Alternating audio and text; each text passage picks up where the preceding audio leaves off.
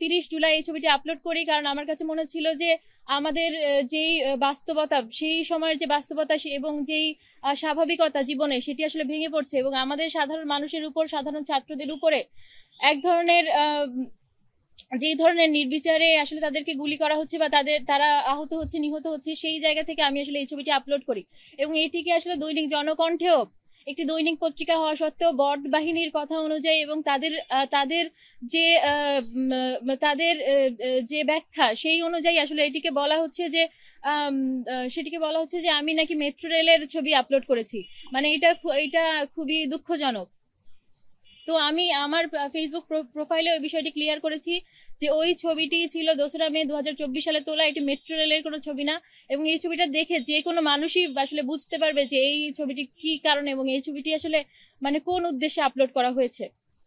আচ্ছা, তো আরো একটা বিষয় আসলে উল্লেখ করতে চাই, সেটি হচ্ছে যে নারীর প্রতি মানে শুধু আমার প্রতি না, যে কোনো নারীর প্রতি আসলে দেখা যায় যে এই বট বাহিনীর এক ধরনের টার্গেটমূলক অ্যাটাক। আমি আমার সহ যাত্রী এবং তিনিও ডাকসু নির্বাচনে প্রার্থিতা করছেন, হেমা চাকমা, তার বিষয়ে বলতে চাই যে তাকে নিয়েও আসলে আমার মানে আমি জানি না কেন আমার প্রোফাইলে এবং তার প্রোফাইলে মানে বট বাহিনীর এক ধরনের মানে যেই অ্যাটাকের কথা বলছিলাম সেটি আসলে চলমান এবং তাকেও আসলে অ্যাটাক করা হচ্ছে।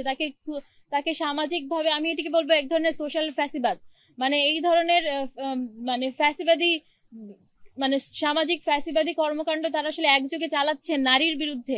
শুধুমাত্র নারীর বিরুদ্ধে না, যারা যারা তাদের বিরুদ্ধে, মানে যারা যারা একটা নির্দিষ্ট গোষ্ঠীর বিরুদ্ধে কথা বলছে।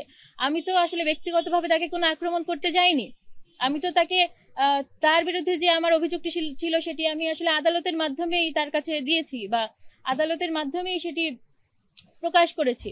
তাহলে কেন তারা আসলে এই ধরনের রাজনীতি করছেন?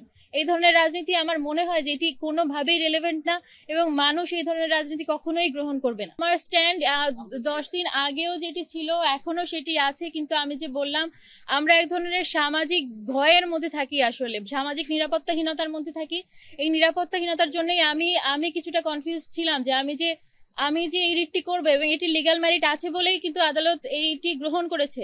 সেই জায়গা থেকে মানে আরো আগেও হয়তো আমি করতে পারতাম, কিন্তু আমার মধ্যে নিরাপত্তার একটা ভয় ছিল এবং এই যে বললাম সামাজিক ফ্যাসিবাদ, যে ধর্মীয় ফ্যাসিবাদ, সেটির শিকার হওয়ার এক ধরনের ভয় ছিল। সেই কারণেই আমার একটু দেরি হয়েছে সিদ্ধান্তটি নিতে, কিন্তু আমি আরো আগেই সেটা নিতে পারতাম। আমরা আবারও কথা বলবো, আমরা আবারও চাইবো ডাকসু নির্বাচনটা যাতে হোক।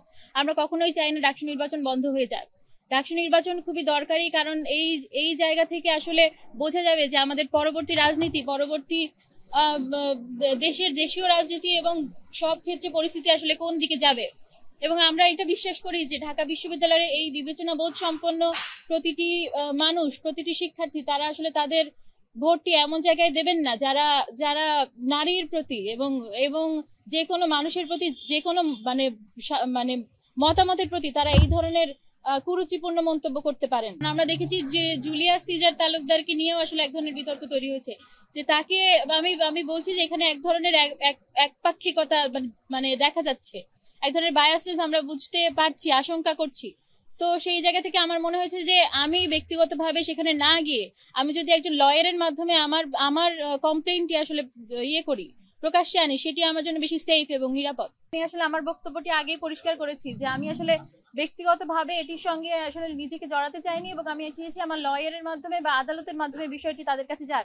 এটি আসলে একই বিষয়, মানে বিষয়টি একই, কারণ বক্তব্যের জায়গা একই, অভিযোগের জায়গা একই, কিন্তু এখানে আসলে আমাকে সরাসরি জড়িত হচ্ছে না যদি আমি আদালতের মাধ্যমে যাই। নিরাপত্তা ঝুঁকি নিয়েই করেছি, কারণ আমার মানে যেটি আশা করেছি, মানে যে ধরনের আশঙ্কা করেছি সেটি তো সত্য হচ্ছে। সেটি আসলে আমি আমার সোশ্যাল মিডিয়াতে হোক, আমি আমার প্রতিদিনের চলাফেরাতে হোক, সেটি আমি লক্ষ্য করছি। মানে এই আশঙ্কাটি আমি করেছিলাম এবং এটি ঘটছে। দায়ভার আমার উপর বর্তাবে না, কারণ আমি বারবারই বলে যাব যে আমরা ডাকসু নির্বাচন চাই এবং এটা হওয়ার জন্য আমার যতখানি করা দরকার, আমার যদি আবারও আসলে উচ্চ আদালত হোক বা যে কোনো কারো কাছে এই বিষয়টি আসলে আনা দরকার হোক, সেটি আমি করব। আমার সর্বোচ্চ চেষ্টা করব যাতে ডাকসু নির্বাচন হয় এবং আমাদের মধ্য থেকেই একজন মানে নেতৃত্ব উঠে আসে।